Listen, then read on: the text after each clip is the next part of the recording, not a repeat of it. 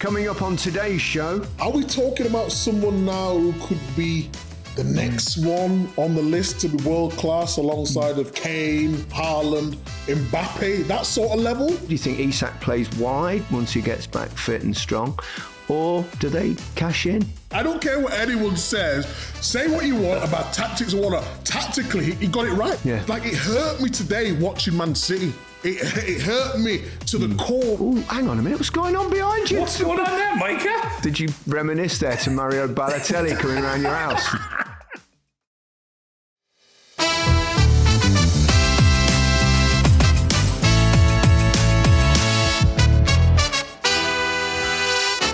Hello and welcome to The Rest is Football with Alan Shearer, Micah Richards and me, Gary Lineker. Right, let me explain this. We're recording this part of the episode at midday on Sunday before the other games. We'll jump on for the second half and discuss those a bit later. The reason for that is probably because Alan is now in Portugal and it could be a long day for him, so we're not sure. We'll see him later. Alan, first you need to explain, why have you got gold horns growing out of your head? It's the only thing I've got that's growing out of my head in years, guys, so that doesn't matter. Yeah, I'm sat in the wrong place here, right? Yeah, so I'm in Portugal. Yeah, we got a little pro-am happening this week, golf, so I'm hoping my mate Pete can pull out all the stops and bring his A game again, unlike last time. And if he doesn't, you'll blame him. And if we don't win, it's his fault, as you know.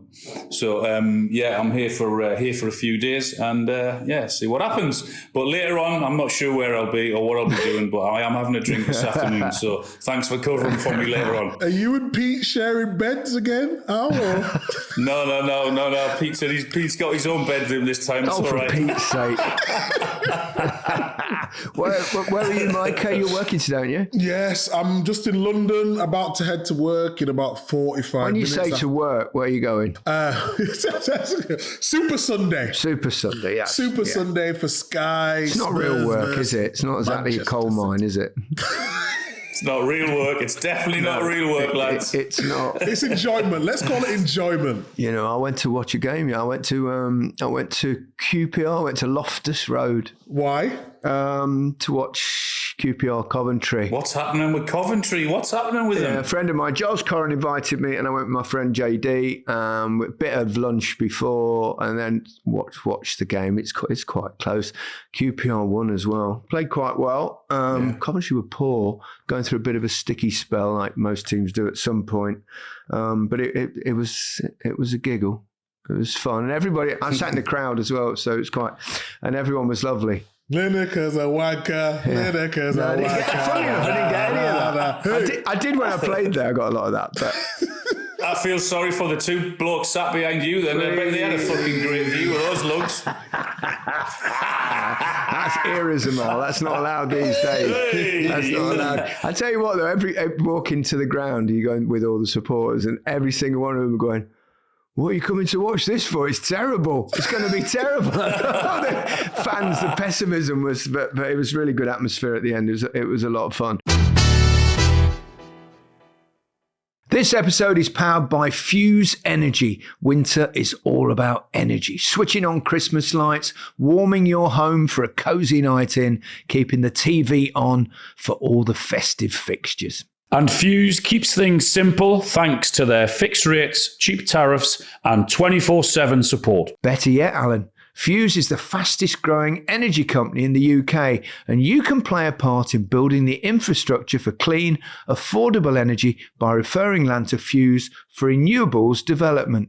Not only will you claim your place on the starting lineup of the clean energy revolution, you can earn a £2,000 reward by referring 20 acres or more of land to Fuse for solar projects. They're building a system that proves renewable power can be affordable, scalable in practice, and accessible to everyone, not just an idea on a tactics board. For more information about land referrals and energy powering the full festive fixture list, head to land@fuseenergy.com.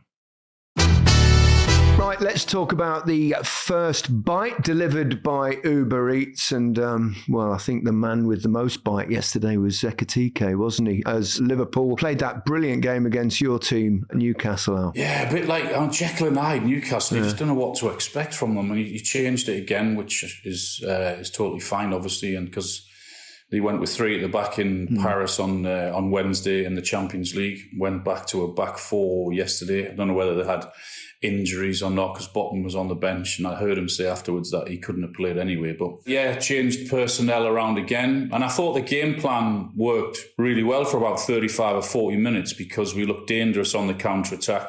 Liverpool, I thought, looked poor defensively, as they have done for a while, and Newcastle punished them for that ultimately with a very, very good goal from Anthony Gordon, his first in nearly 13 months in open play for Newcastle. Yeah, and then after that, the brilliance of Ekitike and Wirtz, I thought, particularly Ekitike. It hurts even more because Newcastle were in for him, obviously, as you know, in the summer. But he chose to go to Liverpool, which I get, and that's fine. But he was the difference. His second goal was world class. The way, a good old fashioned toe poke, wasn't it? When he went down on the left and then toe poked it with his right foot into the Romario corner. But that's right. Yeah, yes. You don't see many toe pokes around nowadays, do you? You don't see them around that often. But his was a brilliant finish. But then I was thinking, okay, second half we can go at them again, but they never really got their second half, and the best team won. Liverpool were the best team by a mile in the second half and deserved to take the 3 points. And I think, I don't know, it sort of sums up where Newcastle are, that the manager chooses to leave 3 forwards basically on the bench. He left Visser on the bench, left Voltemada on the bench.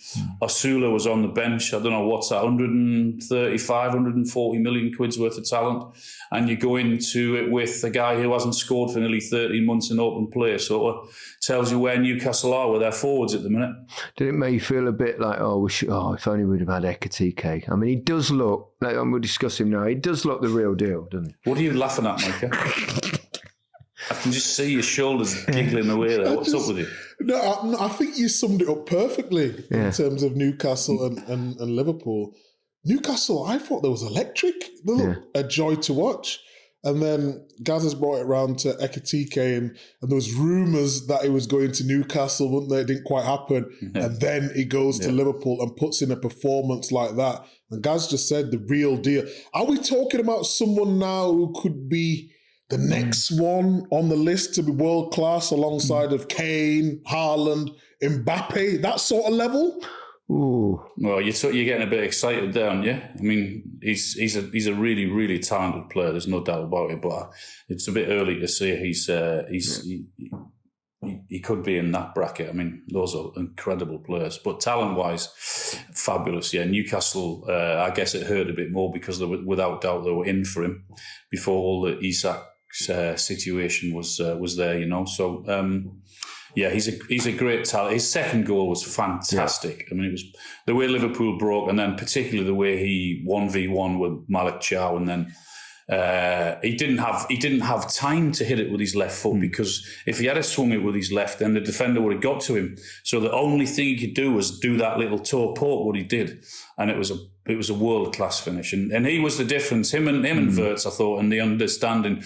We spoke to Ekitike after the game, because I did it with PLP, and I asked him about, is it, the partnership with Wirtz, is it one of those where you've worked at it, or is it just sort of happen? Because I think the best ones are the ones that just click and happen, and that's what he sort of said, and he was full of praise for him to play with him, and he was saying when he makes a run, he knows he's going to pass to him and what have you. So there seems to be a really good understanding happening between those two. I think when you start talking about him with the likes of Haaland and Mbappe, etc., I think it's a bit early for that. It's too early for that. But potential is there. He's got a lot of game, Yeah. It's not just about scoring the goals. He'll drop deep. He can run at players. He's very, very quick, which is also a big advantage. He's a real threat in the air as well. And I like his movement in the box. He looks to try and get behind people. He's got all that it takes. Now, I think obviously there are always questions. You need a bit of luck injury-wise. You need to go through. We need to see him when he has a bad run. and how mentally strong he is, all that sort of stuff. That will define how good he becomes, I think. But all the tools are there. He's got all the tools.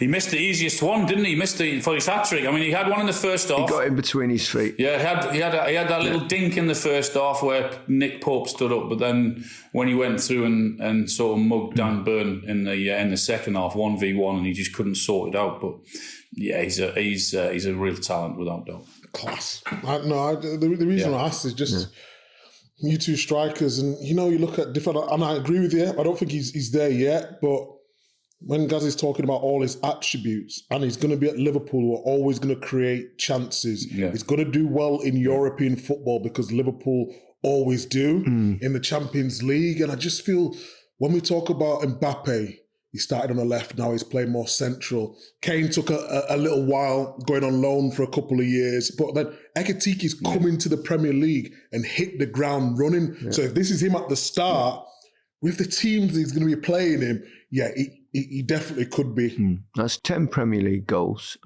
Obviously, you need to be even considered one of the best strikers. You need to be 20 plus, season in, season out. There's a way to go. Obviously, there are other issues with Liverpool. Isak's out for quite a while, but when he comes back, it's also a position he wants to play. They've spent 120 odd million. I mean, it will be a nice problem to have, but also it could be prove a little bit difficult. What do you think he'll do? Do you think Isak plays wide now, or do you think that Ekitike does? Does he rotate once he gets back fit and strong, or do they cash in? Well, he's only getting better, so. It depends how long Isak's going to be out. I mean, if he continues in this form and on this rise, then he'll be the number one. I mean, he wasn't cheap. I don't know what he was, but was he 75, 80 million, something like that? So it's not as if he was a 10 or 50 million pound gamble or punt.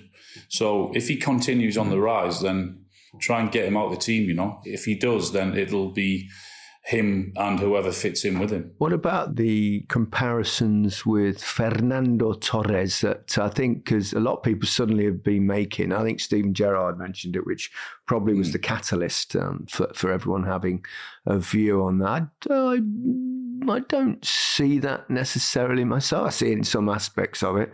They've had a decent few strikers over the years, haven't they? Torres, Owen, Suarez. Fowler, Rush, going back to my day, was great. Sturridge, let's not forget Sturridge. Yes, Sturridge, and there'll be one or two more that we've perhaps forgotten. But it'll be interesting to see what Slot does when everyone's fit. As interesting as it was probably at the start of the season when they were struggling. Yeah, I guess, on a bigger picture for Liverpool, the win was hugely important for them. First 35 minutes, I thought they really struggled. I thought Newcastle played the game really well in terms of hitting them on the counter-attack. I'm not convinced at the back yet, but they've still got a lot of work to do defensively. But Mike is right. I think they're always going to create and always going to score goals. You mentioned Wirtz there. I think he's gradually getting into his game, isn't it? And producing the sort of brilliance that we saw so often at Leverkusen, Mike. I mean, he is a player who gives the ball away a bit, but often the best players are the ones that give the ball away a bit because they try things. And speaking from the Strikers Union, Alan, you don't mind that. Players that want to thread little balls through, even if they don't work sometimes, that's what produces goals. And then you look at statistics and you go, we give it away quite a bit. But they're the players generally that are the most creative too. Yeah, it's been so frustrating for me because I give it the big one at the start of the season, didn't it? It's going to be player of the year. He's going to score so many goals, so many assists, create. And it's took him a little bit longer than I thought, or maybe too long for the quality that he has. But now you're seeing it. He's a top player. And I know people will come in and be like, well, can he do it in the Premier League? It's not that. I watched a lot of Champions League football because obviously I cover it, and Al, you do too. So you would have seen him. And then when he plays for the national team Germany and he's doing the exact same thing, it was only a matter of time before he got the grasp of what the Premier League needed. And then obviously there was the managers changed the team and the system sometimes out on the left. It was a little bit deeper. Now he's in the number 10 and he's thriving. But what's helped him, like you guys said, is Ekitike, his movement. Yeah. Ekitike never stands still. He's sometimes on the left, he comes deep, he goes in behind, like you mentioned before. So he's always got a pass, or he's always thinking in his head. And sometimes Wirtz will just lend it. He'll just lend it and wait for the right moment. And yes, sometimes he does give away the ball. But when you're playing that number 10 role, you give away a ball because you're trying to be creative. So I'm absolutely buzzing to see him do well. I just wish it was a little bit sooner. He has 6 goals in his last 10 games in all competitions now. Even someone like Kirkes, it's starting to look more comfortable. Sometimes it does take players a while to settle in, and they are looking better. Liverpool, by and large, still look a little bit vulnerable, I think, to the counter-attack as well. Lovely moment at the end of the game, wasn't it, with Konaté's goal, just 9 days after his father sadly passed away. So, I mean, it was good to get him on the pitch, and also I thought he played well and contributed with that goal. Nice touch. And Alisson, I see you noticed he ran the length of the pitch to congratulate him. I thought it was really nice. Arne Slot had said that he offered him and said to him, take more time, but Konaté said, no, I want to play. And I guess the pitch is the best place to be, when you're going through something that might give you a little bit of respite in terms of forgetting about it, because you have to concentrate so much of what you're doing on the pitch. But he got his goal, and I'm sure his old man would have been looking down on him. Very proud of him. He played really, really well, actually. That was the first bite delivered by Uber Eats. Chelsea, that was a game, wasn't it? Talk about that old adage about a game with 2 halves. But it really was. He took a gamble, Rosenior, in making about 7 changes, I think it was, and didn't work at all in the first half. But he was dynamic with his changes. He made them, and they were like a totally different team, weren't they, in the second half? You know what? But just before you go out, it's so hard, because was they really poor because of what West Ham did? The narrative is Chelsea were poor in the first half, and then they made the changes and there was excellent in the second half. But also West Ham were brilliant in that first half too. A bit of both, I would say. I was going to say something along the lines of, João Pedro in midweek was brilliant and scored, and then you're left out. It's like... For a centre forward, you think, come on, it's not as if he's been a regular. And then he does really well, and then you're left out. But then, obviously, he realised he'd made a huge mistake in making the changes and had to change it again. And he was able to spot that and do that. And then Pedro comes on and gets a goal, gets an assist, and just helped turn it around for Chelsea. But it was a brilliant game. I mean, West Ham were superb in the first half, and they were really dangerous, particularly down the right hand side, which is why Garnacho got took off at half time, because he couldn't cope with Wan-Bissaka going down the right hand side. But it was that was a big game for Chelsea, and a right kick in the nuts for West Ham. That was. Yeah, a massively important result for him, because obviously there was a lot of disgruntled fans at half time in Chelsea. Yeah, it's one of those, isn't it, that you're probably quite critical of him for doing what he did because it didn't work, but then you've also got to give him a lot of praise for changing it. And but if he hadn't have got the winner in the end, people would have been critical and said you've thrown it away. But it's all going very well for him at the moment. No, I would have walked out there like I was the man. Yeah, you bring on the centre. You bring on the centre half. He gets the assist for Pedro. Okay, so that's goal number 1. And then who scored the second goal? It was Cucurella. He brought some Cucurella for Hato at left back. Diving header, bravely going in at the feet. Was a cracker, that. And then he just goes in again. And then to finish it off, you've got João Pedro who creates that is genius. I don't care what anyone says. Say what you want about tactics or whatnot. Tactically, he got it right, because all his subs made an impact. I think he's come in, and he's been really impressive. If this, you know what we're like. We know what we're like with our own, right? So you're going, is he coming in and being a bit too big, big for his boots and saying some strange things and all this sort of stuff. If this was a young French manager coming in, we'd be going, cool, blimey, he's got something about him, this lad. We would. That's how we think a little bit that way. I think he's got a presence. And I think it's really important with the team he's got, and the fact that he's a relatively young side, very, very young side, really. So perhaps needs a young man to understand him. I know what you mean, Gaz, but it's only because. Yeah. So when Mourinho came to Premier League, he won the European Cup. You know what I mean? Well, I wasn't comparing him with Mourinho. No. I'm talking about, someone like maybe De Zerbi who comes in. At this top of my head, someone like that. No, I understand what you're trying to mean, but I have respect for all managers, no matter what they do. Yeah. And because a lot of the people in the Premier League who watch the Premier League might not watch Europa League, or they're not bothered, or Champions League or whatnot. So when young players or managers come over, I'm just like, give him a chance. Give him a chance. Yeah. And Rosenior is a good manager. And I said this way back when he was at Hull. It's just the things that I was saying before. Yeah, but we know that you're the Oracle. The Oracle. Micah, the world needs to listen more to Micah Richards. The Oracle. Because he knows he should. But let me use one more example. Huertzler. Unbelievably young manager, comes in and we all go, oh, he must be something really special, and he's done very well. But it's just that thing about when an English lad comes in and he says a few things that we all think, oh, blimey, he's a bit cocky, isn't he? He's a bit getting above his station and all that kind of stuff. No, but that's different though, isn't it, Gaz? Because Huertzler went to Brighton and they have a structure in place with the ideas of a new, fresh manager coming over. This is Chelsea Football Club. Al says every week, what is he being brought in? To win things. So that's the only reason. And everything he says gets scrutinised. That's the only reason we're talking more about Rosenior. But we know he's a good manager. And I just thought yesterday it was brilliant to see his tactical changes come into play.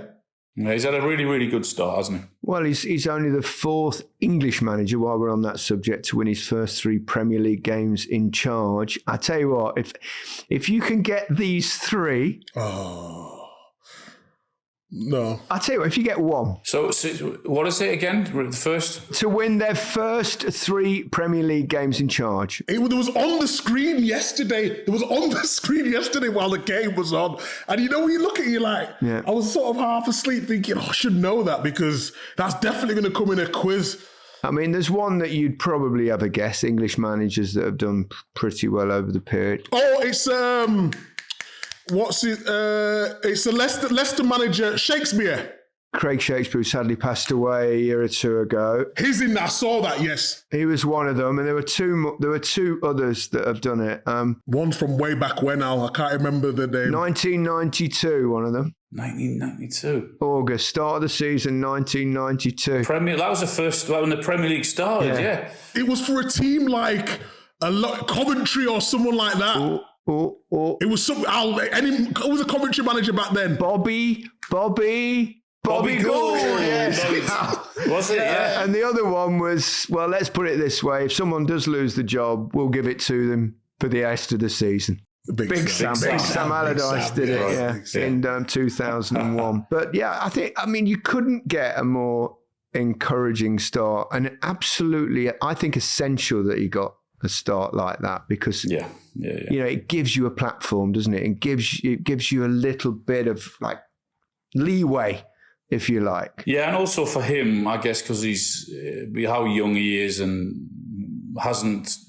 I know he's been at Hull and Strasbourg and what have you, but hasn't managed at that higher level yet. So the quicker he got the wins behind him, then it was going to be the better it is for him and in front of his. You always want to make an impression in players in the first time you walk into the dressing room and you want to do this and say this. So whatever he's saying, then you can back it up with the results. Then it gives you more power as a coach or as a manager, doesn't it? What do you think about his formation though? Because you said at the start he made 7 changes.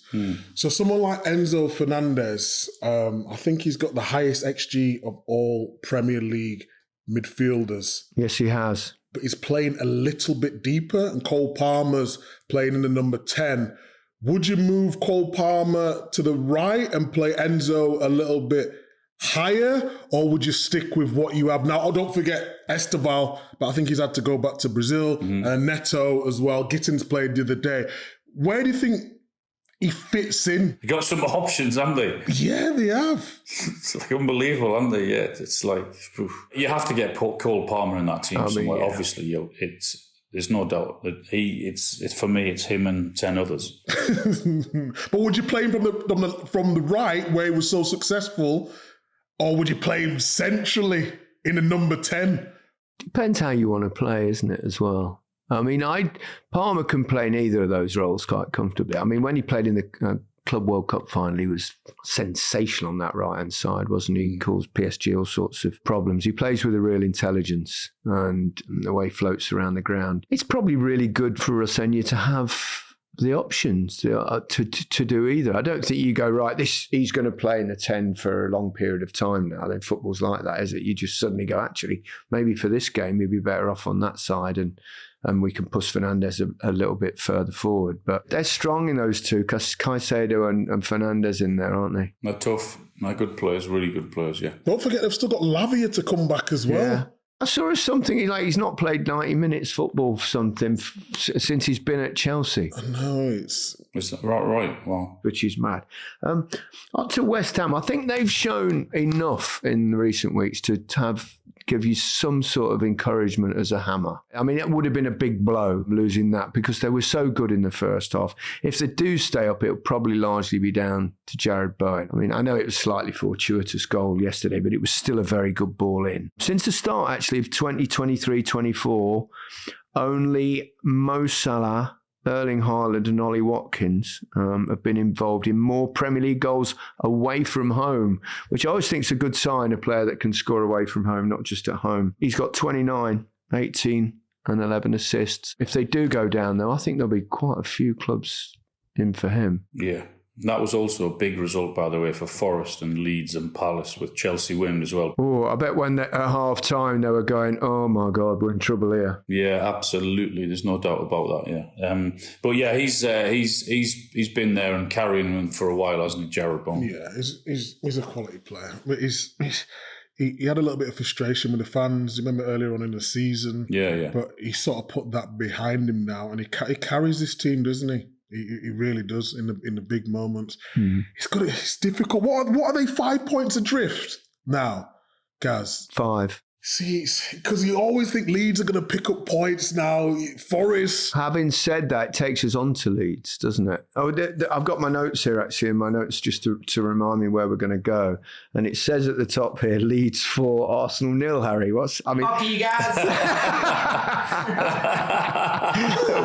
But then the next line is Arsenal back to winning ways. So, yeah. They were 4-0 down, though. It came back 5-4, didn't they? He's not singing his lead song today, is he, Micah? He's singing his Arsenal song. That's his real team. They can't be singing the lead song when they got battered 4-0 at home. Especially when it's against Arsenal. Here we go. People are starting to get, Arsenal this and Arsenal that. But, I mean, I don't quite know why. Just because, they score a few set pieces, and another one yesterday, obviously, with the own goal, just about their top scorer. But impressive away performance, very comfortable victory. I think they're going to take some stopping. That was a big result for them yesterday after what happened last weekend and the noise. And it's inevitable that, you're going to get that because of it's been that long. And for Mikel and for so many of those players, that's going to happen. But I thought that was a great response yesterday. They looked really good, really powerful, really strong.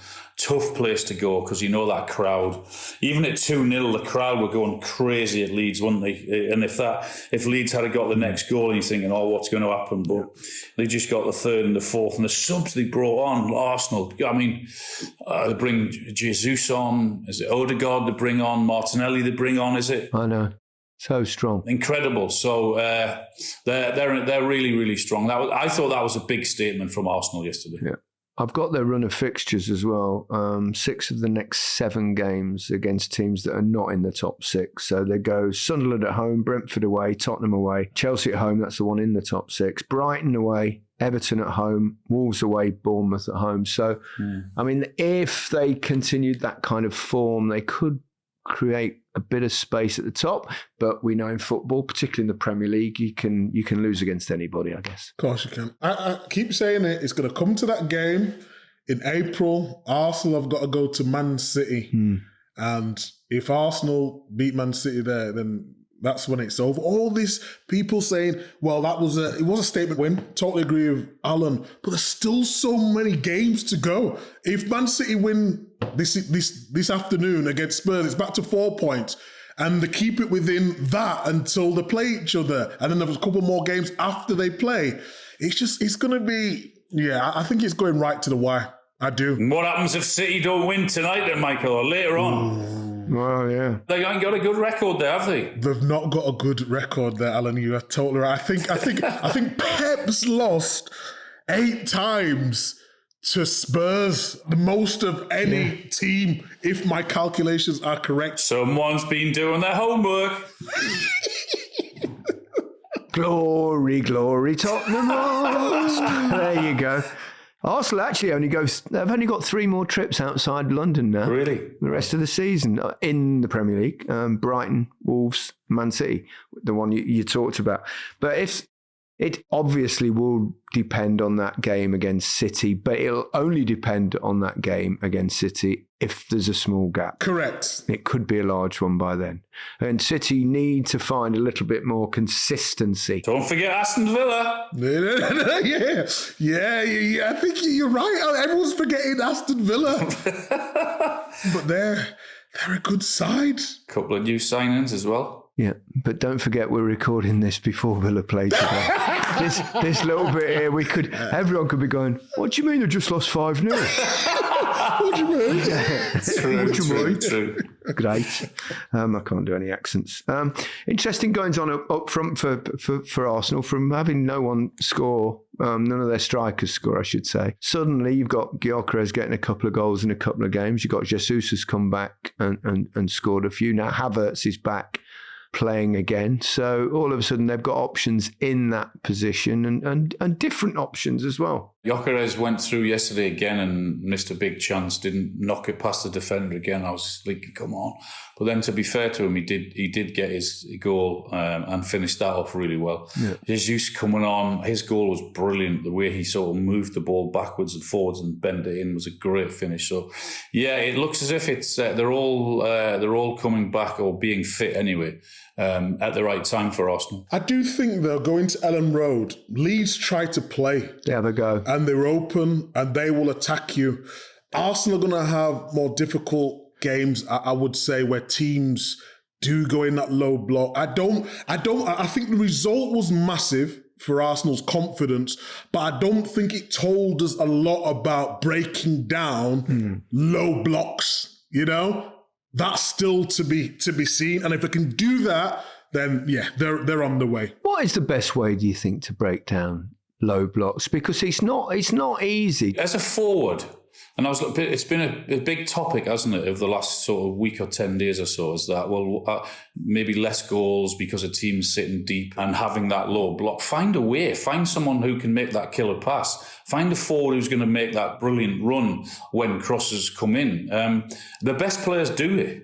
A low block isn't something that's just happened all of a sudden this season. It's been here forever. Correct, yeah. People are highlighting it perhaps more. I guess maybe social media or there's more programs. It's not. This low block hasn't been invented in 2026, has it? Exactly. No, you're totally right. Find a way. Find a pass. Find someone who's got that killer pass. Find someone who's good enough to make that forward run and then find a forward who's good enough to do all of those things when balls come in. That's how you do it. Find a way. I think it's rotation, isn't it, Al? I think when you're isolated as a striker, you then need to come towards a ball and have a midfield runner going in there. Yeah. You've got Odegaard who drops deep, sometimes too deep for the liking of some Arsenal fans. But in terms of doing that, pull people out, move people around, and play that killer ball and have that midfielder running into the box, and then good delivery, of course. And I used to quite enjoy playing against teams with a low block. which happened, because you basically means you play in the final third, so you don't have to keep chasing back to the bloody halfway line, which was always boring. And and it's a challenge to find those little spaces, and you just keep gambling on a run, gambling on where the cross will go, gambling on where the cross will go, and eventually one might just come to you, and then you bang it in. Absolutely. Quick question, Alan, before we let you go: is the Pro-Am starting tomorrow? The Pro-Am is starting on Tuesday. We have a practice round tomorrow. So I was going to say, go easy tonight. Don't ruin it for your pro. You know what it's like, golf trip, right? Golf trip. Every time you go on a golf trip, which I can't play anymore. I used to go on lots of golf trips, and every time you get there and that you'd start the next day and you go, right, I'm going easy tonight. I'm not going to make that mistake again. I'm not going to get pissed. I'm going to just have a couple. And then there you are at 2:00 in the morning. And then you play the next day and you go, why did I do that? Yeah. Well, I'm going with the intention of going this afternoon and getting pissed. Yeah, but you're not playing tomorrow. But it's a practice round tomorrow, so it doesn't matter. Practice round. Yeah. Go well, I'll enjoy it. Cheers, guys. Thank you. Play well. Thanks for covering me later on. Cheers. No problem at all. Mike and myself will be back. Oh, hang on a minute. What's going on behind you? What is fireworks. that? You got fireworks and go. How do you do that? Someone's doing it. One of the producers on this call is doing that because I've not touched a damn thing. Do exactly what you did again. The same thing. Lean back and chuck your hands in the air. Yeah. Did you reminisce there to Mario Balotelli coming around your house, setting fireworks? He's not in the background, is he, Mario? Is he there? Micah, I'll speak to you after you've had a long day's work, as you call it. Well, long day's excitement. Yeah, sitting watching football. Hard graft. We'll be back shortly. Shortly for you, but quite a long time for us, if you get what I mean. Okay. Welcome back to The Rest is Football. Micah Richards and myself, Gary Lineker. Now, Alan's, Lord knows where Alan is, somewhere in Portugal, somewhere in a bar. Well, two more cracking games today. I watched Manchester United, thrilling game there against Fulham, and then the Tottenham Man City game. I mean, it was unfathomable the way that turned in the second half. You were doing that one. You were there, Micah. Yeah, I was there for Sky, as I mentioned in the first half. There was a real weird atmosphere, Gaz, at the stadium. It was almost like, I don't know, disbelief, or everything was just flat. And I've said previously, I've been to Spurs when they beat Man City on multiple occasions earlier on, and it was absolutely bouncing. Of course, towards the start of the season, it always is. Yeah. But when you go there and everyone was just flat, and that seeped on into the performance of the players as well. The first half was one of the worst halves I've seen from a football team at this level. There was no confidence. There was no rotations. The formation wasn't right. And then they managed to turn it around in the second half. And I couldn't believe what I'd seen. Man City should have been 3-4 or 5-0 up in that first half. But they're just not killing teams off, Gaz. No. And it's a worry. Yeah. It was remarkable, a turnaround, really. We saw it a few times last season, didn't we? Mostly in the Champions League, because actually that's the first time City have led by 2+ goals at half-time in a game and failed to win since April 2018. But it did happen once or twice, didn't it, in the Champions League last season. They definitely, the last season and a half now, look vulnerable to the counter-attack. But I really couldn't see it coming in this game because, they had absolute control. They were knocking it around. They probably should have scored 1 or 2 more goals. But you just couldn't see any way that Tottenham could come back. As you said, they were awful in the first half. They looked bereft of any sort of confidence. I mean, I don't know what he said to them at half-time. Obviously made a couple of tweaks, but it was more, I think it's more the attitude that changed in the second half. And this, for somehow they started, pushing forward, trying to get the ball wide, trying to get it in. Solanke has made a difference to them up there. There's no question about that. They've missed him this season. We'll come to his Scorpion goal. That was a little bit special in a moment. But looking at the title race now and Villa losing as well, as City dropping 2 points, I mean, it's really, really hard to see beyond Arsenal. I think I'm still optimistic until next week. I think Liverpool are going to cause Man City problems. If Man City turn up like they did in the second half, Liverpool with Ekitike and Wirtz movement will cause them all sorts of pressure. As soon as you raise the tempo in the game, guys, it's stark. I would love to say here, Spurs did something really tactical and the change. All they did is gone to an old school 4-4-2 and they had loads of energy. They started winning the ball higher up the pitch and it was almost like they've had a rollicking at half-time, go out there and give it 100%. And as soon as Spurs did that, guys, Man City didn't know how to deal with it. I've talked about Man City so much, how good they are on the ball. And even before that, how well they press high up. But anytime someone moves the ball quickly against them, and I know Nunes, we've talked before, Matheus Nunes is not a fullback. Nico O'Reilly thought he did really well in midfield, and then they made a little mistake for the second goal in terms of not clearing his lines. But every time someone runs at them with pace, it's like they don't know what they're doing. The second goal, they had 5 or 6 players in the box, zero communication. Nico O'Reilly on the first goal.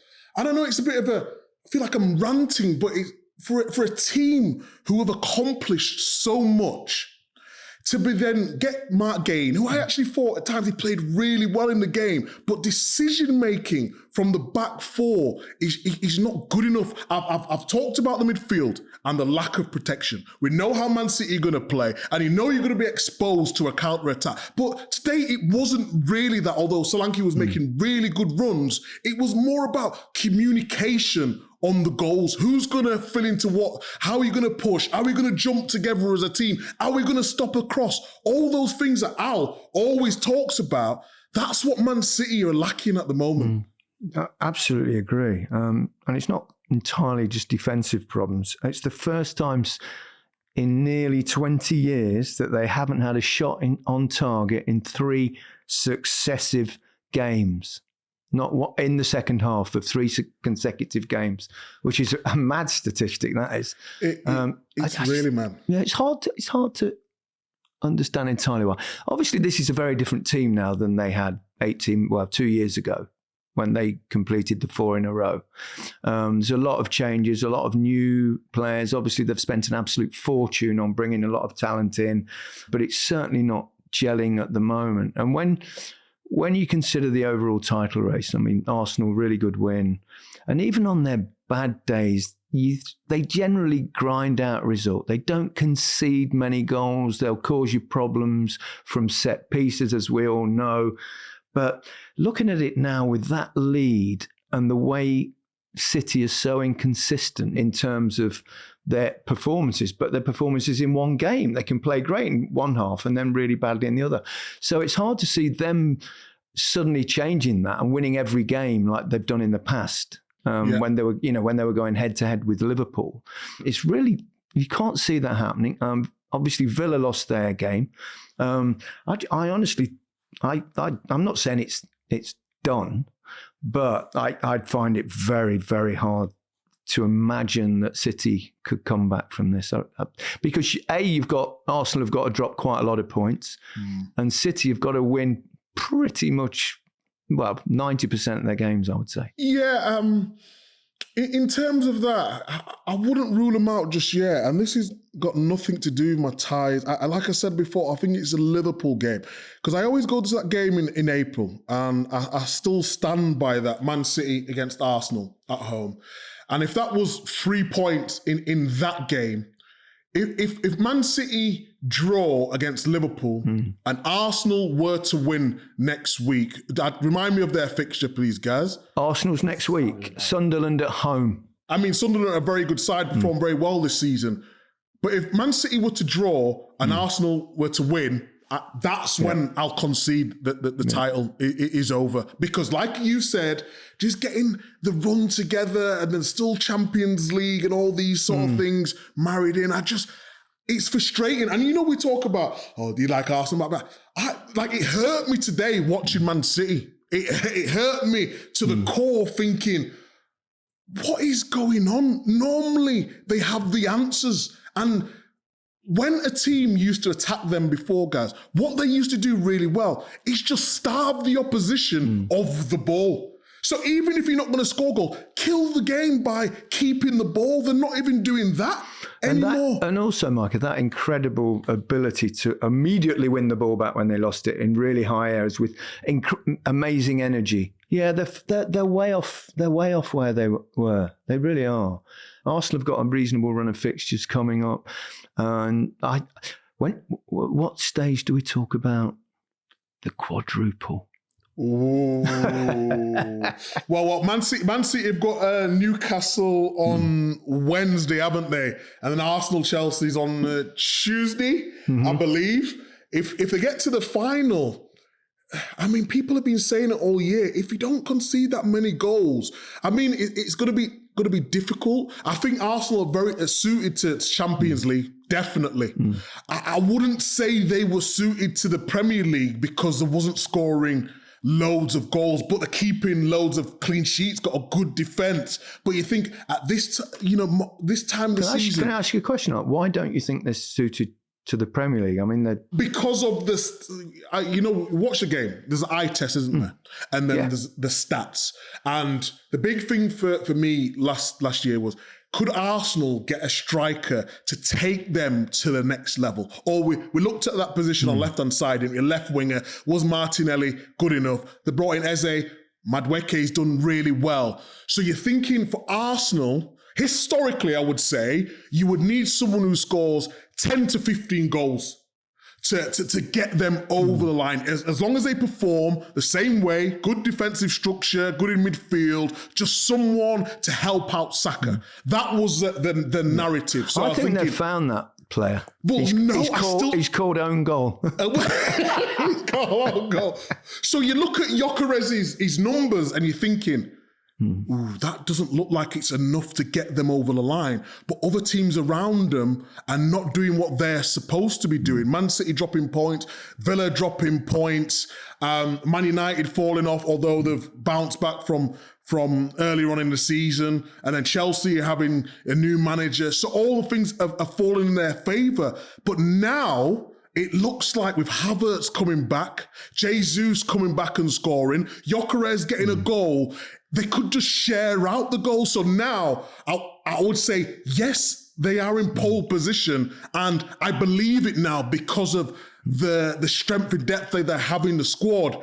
But with Gyökeres' numbers coming in and being that guy, I wasn't convinced. But now with the team, I am convinced. What I would say about them also, which is, it's almost a cliche really, is that despite the fact that they've not been free-flowing probably the last month or two, and it is a difficult time of year to play, you've got that massive congestion of fixtures. But, they've still managed to grind out results. What happens when they start to flow? I know. That's the thing. If you're playing not at 100%, not at your best, and you're still, bossing everybody, I mean, it's a really good sign for them. It really is. But as for City, I mean, it was very important for Spurs, wasn't it, that second half performance, and particularly for the manager, I think, because, you could see at half time, it was almost embarrassing. A little bit, you thought, oh, this is awful, and then they came out performing. We must talk about Solanke's goal then. I mean, also, what do you call that? What do you call that, guys? Scorpion kick, don't you? Is that what they call it? I mean, I don't. Yeah, I mean, I don't. The thing is, though, he meant it, though. Sometimes you just throw yourself in the air, but because he had to sort of adjust his body, I was thinking he can't. I watched the replay and I was like, he's meant to do it. What a goal that was. Sensational. Incredible. Obviously, there's always an element of fortune with that sort of thing because he certainly didn't deliberately lob Donnarumma because he's a giant, but it was an incredible goal. The first goal, there was, I think Pep Guardiola whined about, he said it should have been a foul on Mark Gay, but I think Solanke definitely got a little touch on it. And the goal was eventually given to him. And then as he followed through, he probably did catch Gay, but it certainly wasn't one of those that was a clear and obvious error. But I thought it was I did think it was a foul though, because when you get your body in there as a defender, you've sort of done a lot of the hard work, not all the hard work, a lot of it to get your body in there, and he got his foot in there, and then he's kicked his foot. And I think if that was outside the box or anyone on the pitch, if you did that, get your body in and someone kicks you, I think you get a foul for that. Well, yeah, there's always slightly different rules in the box than there are outside. That's why there'd be 15 penalties a game. But I think you're absolutely right. There was a little touch. And I think if he hadn't have got that little touch on the ball, then they may well have turned it over. While we're on the subject of VAR, I don't know whether you saw the disallowed goal for Aston Villa because it was said to be out of play at the other end of the pitch, right by the corner.